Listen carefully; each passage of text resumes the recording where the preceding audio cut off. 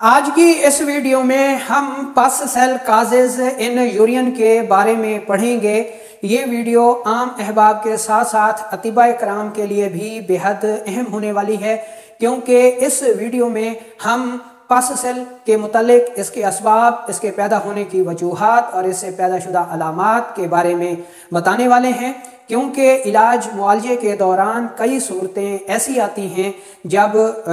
مریض حضرات پیشاب کی جانچ رپورٹ لے کر آتے ہیں تو اس رپورٹ میں پس سیل انتہائی بے ڈھنگم طریقے سے بڑھے ہوئے ہوتے ہیں۔ اگر ہم یہ سمجھ کر پس سیل کو سمجھ کر جو ہے علاج معالجہ کریں گے تو ہم علاج میں بہت ساری بہتریاں لا سکتے ہیں، مریضوں کے لیے راحت کا سامان پیدا کر سکتے ہیں اور طبی علاج معالجے کو سائنسی بنیادوں پر استوار کر سکتے ہیں اور بے پناہ مفید نتائج حاصل کر سکتے ہیں۔ السلام علیکم ورحمۃ اللہ وبرکاتہ۔ میرا نام حکیم لیاقت علی کھچی ہے اور میں گورنمنٹ طبیہ کالج بہاولپور سے رجسٹرڈ طبیب ہوں، اور آپ دیکھ رہے ہیں ہمارا یوٹیوب چینل ہربل ورلڈ۔ اگر آپ نے اس چینل کو سبسکرائب نہیں کیا تو جلدی سے اسے سبسکرائب کر دیں اور ساتھ لگے گھنٹی کے بٹن کو بھی دبا دیں تاکہ طب و صحت کے موضوع پر ہر نئی آنے والی ویڈیو آپ کو سب سے پہلے ملتی رہے۔ تو چلتے ہیں بنا کسی دیر کے اور شروع کرتے ہیں آج کی اس انٹرسٹنگ ویڈیو کو۔ اس ویڈیو کو ہم جن عنوانات کے تحت پڑھیں گے اس میں سب سے پہلے ہیں کہ پس سیل کیا ہیں، ٹھیک ہے۔ دوسرے نمبر پر یہ کیسے پیدا ہوتے ہیں، حالت صحت میں ان کی تعداد لیب رپورٹ میں، لیب ٹیسٹ میں کتنی ہونی چاہیے، حالت مرض میں ان کی تعداد کیا ہو جاتی ہے، پس سیل کے اسباب کیا ہیں اور پس سیل سے پیدا شدہ علامات کون سی ہیں، اور اس کے ساتھ ساتھ پس سیل کو اطباء کرام کیسے سمجھ کر طبی اصول و ضوابط کے مطابق اس سے فائدہ اٹھا سکتے ہیں۔ تو پس سیل دو الفاظ کا مجموعہ ہے، ٹھیک ہے۔ پہلے نمبر پر پس، جس کو ہم پیپ بھی کہتے ہیں، اور دوسرے نمبر پر سیل۔ تو پس سیل کیا ہے؟ پس سیل وہ مردہ خلیات ہیں، ٹھیک ہے، جو کہ پیپ کے ساتھ مل کر اخراج پاتے ہیں۔ اب سوال پیدا ہوتا ہے کہ یہ کیسے پیدا ہوتے ہیں؟ دوستو، ہمارا جسم یعنی جسم انسانی سیلز یعنی خلیات سے مل کر بنا ہے۔ ان خلیات میں پلیٹلیٹس، آر بی سی اور ڈبلیو بی سی قابل ذکر ہیں، ٹھیک ہے جی۔ جب ان سیلز میں جراثیمی سمیت ہوتی ہے، جراثیم حملہ کرتے ہیں یا ان میں انفیکشن پیدا ہو جاتی ہے، ورم اور سوزش پیدا ہو جاتی ہے، کوئی تعفن پیدا ہو جاتا ہے، کوئی زہر پیدا ہو جاتی ہے، تو اس عمل کی وجہ سے، اس جراثیمی سمیت کی وجہ سے، جراثیمی حملے کی وجہ سے، انفیکشن کی وجہ سے یہ سیلز جو ہیں یہ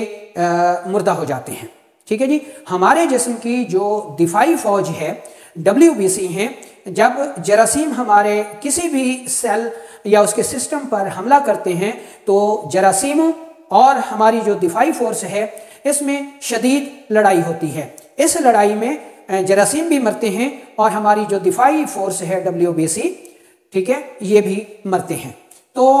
جو جراثیمی سمیت ہے، جراثیم ہیں وہ اور مردہ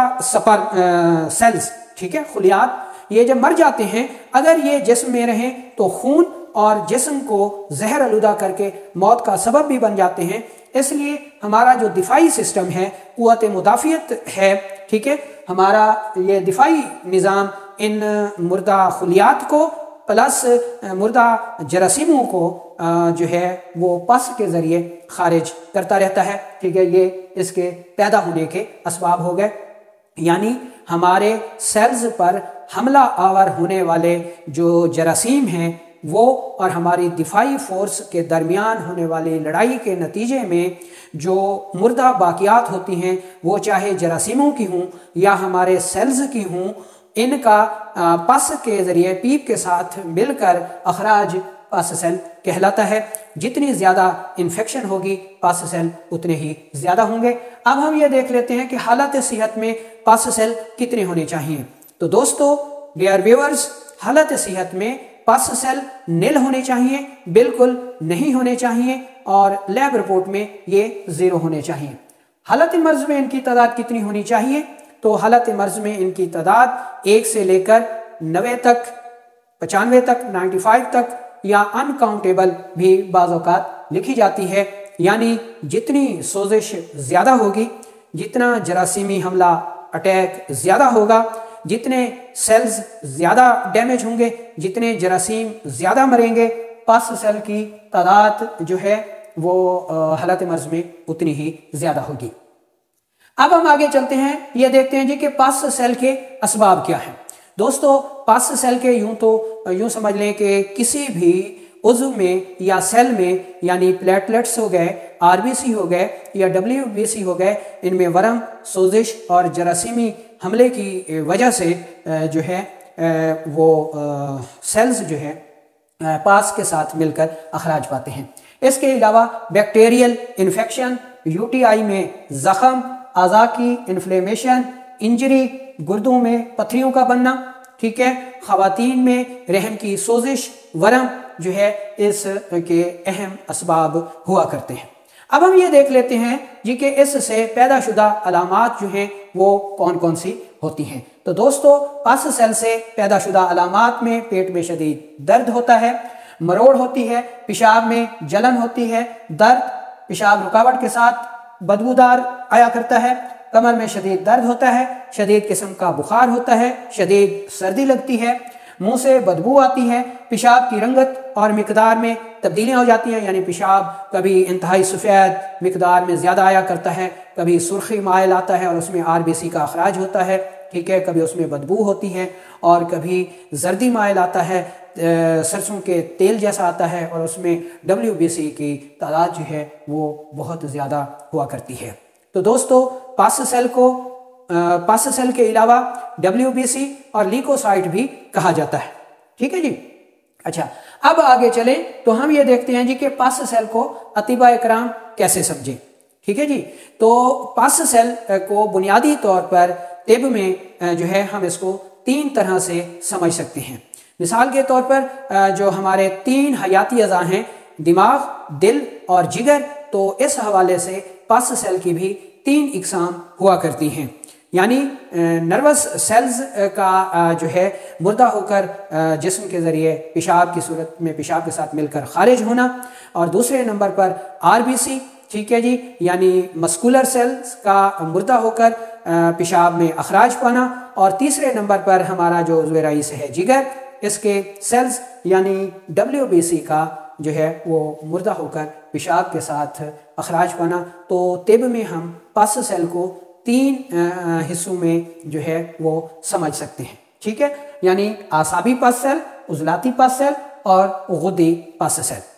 ٹھیک ہے جی۔ اگر آپ کے پاس کوئی مریض رپورٹ لے کر آتا ہے، اس میں پس سیل جتنے بھی ہوں، آپ نے اس مریض کی نبض دیکھنی ہے، ٹھیک ہے جی۔ پس سیل رپورٹ آپ نے دیکھ لی، اب آپ نے طبی اصول و ضوابط کے مطابق جو ہے وہ تشخیص کرنی ہے، اپنے طب کے علم کو آگے بڑھانا ہے۔ اعصابی سیل میں، اعصابی سوزش میں یا اعصابی پس سیل میں، اعصابی پس سیل جو ہے وہ بہت کم مقدار میں خارج ہوتے ہیں، 1 سے 2 تک یہ اخراج پاتے ہیں۔ اگر نروس سیلز کی جو ہے انفلیمیشن، سوزش انتہائی شدید ہو، جیسا کہ آتشک ہو گیا، تو اس صورت میں ان کی تعداد بڑھ بھی جاتی ہے۔ اچھا، عضلاتی پس سیل میں پس سیل کی جگہ آر بی سی کا اخراج ہوتا ہے، اور اس آر بی سی کو ہی عضلاتی پس سیل سمجھا جانا چاہیے۔ اور غدی پس سیل میں چونکہ سیلز جو ہیں بہت بڑی تعداد میں مرتے ہیں، تو غدی تحریک میں پس سیل جو ہے وہ سب سے زیادہ ہوتے ہیں، انکاؤنٹیبل بھی بعض صورتوں میں لکھا جاتا ہے، ٹھیک ہے جی۔ اچھا، ایسا مریض جس کے پس سیل بہت تھوڑی مقدار میں ہوں، اس کی نبض اعصابی ہوتی ہے، دباؤ دینے پر 1 سے 1.5 انگلیوں پر محسوس ہوتی ہے، پیشاب مقدار میں زیادہ اور رنگت میں سفید آیا کرتا ہے۔ قابل ذکر امراض اس میں آتشکی زہر ہے، ٹھیک ہے جی۔ عضلاتی جو مریض ہوگا اس کی لیب رپورٹ میں پس سیل کی جگہ جو ہے آر بی سی لکھا ہوگا، جتنے آر بی سی زیادہ ہوں گے سوزش اتنی ہی شدید ہوگی، مریض کو پیشاب سرخی مائل اور مقدار میں کم آئے گا۔ اس پس سیل میں جو قابل ذکر امراض ہیں وہ دل کی سوزش ہے، عضلات کی سوزش ہے، ٹی بی ہو گئی، ٹھیک ہے جی، اس کے علاوہ ڈینگی فیور ہو گیا، تیزابیت ہو گئی، یہ قابل ذکر امراض ہیں۔ اور غدی پس سیل جو ہے ایسے مریض جن کی لیب رپورٹ میں پس سیل بہت زیادہ مقدار میں ہوں، ٹھیک ہے جی، تو ان میں جو ہے وہ غدی تحریک ہوتی ہے۔ ایسے مریضوں کی نبض درمیان میں ملتی ہے، حرکت میں تیز ہوتی ہے، قوام میں نرم ہوتی ہے، دبانے سے دب جاتی ہے، پیشاب زردی مائل قطرہ قطرہ جلن کے ساتھ آتا ہے۔ قابل ذکر امراض جو ہیں وہ سوزاک ہو گیا، ٹھیک ہے جی، رحم کی ورم اور سوزش ہو گئی، UTI کے امراض ہو گئے۔ تو اس طرح ہم پس سیل کو جان کر سمجھ کر اسے مدد لے کر طبی علاج معالجے میں انقلاب برپا کر سکتے ہیں۔ مریض کو یہ پتہ ہوگا، ہمیں بھی پتہ ہوگا کہ ہمارا جو اصول علاج ہے وہ کتنا کامیاب جا رہا ہے۔ اچھا، اگر اعصابی پس سیل ہیں تو آپ نے اس مقام پر عضلاتی دواؤں سے علاج کرنا ہے۔ اگر عضلاتی تحریک میں پس سیل ہیں جو کہ RBC سے ظاہر کیے جاتے ہیں، ہم جو اصول علاج اپنائیں گے، مریض کو ادویات دیں گے، وہ غدی تحریک کی ادویات ہوں گی جو کہ غدی عضلاتی سے غدی اعصابی ہو سکتی ہیں۔ اور اگر پس سیل غدی تحریک میں آتے ہیں، مریض غدی تحریک کا میں مبتلا ہے، اس کی لیب رپورٹ میں پس سیل زیادہ ہیں، لیکن اس کی جو تحریک ہے، اس کا جو مرض ہے وہ جگر و غدد کی سوزش ہے، جیسا کہ گردوں میں پتھریاں ہو گئیں، گردوں کا درد ہو گیا، گردوں کی ورم اور سوجن ہو گئی، ٹھیک ہے، پتے میں پتھریاں ہو گئیں، تو ایسی صورت میں ہم جو اصول علاج اپنائیں گے وہ اعصابی ادویات ہوں گے، ٹھیک ہے جی۔ تو اس طرح ہم پس سیل سے مدد لے کر بہترین اصول علاج اپنا سکتے ہیں اور طب کو سائنٹیفک بنیادوں پر جو ہے چلا سکتے ہیں۔ اس بارے میں آپ کا کوئی بھی سوال ہو تو آپ کمنٹ سیکشن میں ضرور کیجئے گا، انشاءاللہ آپ کی بھرپور رہنمائی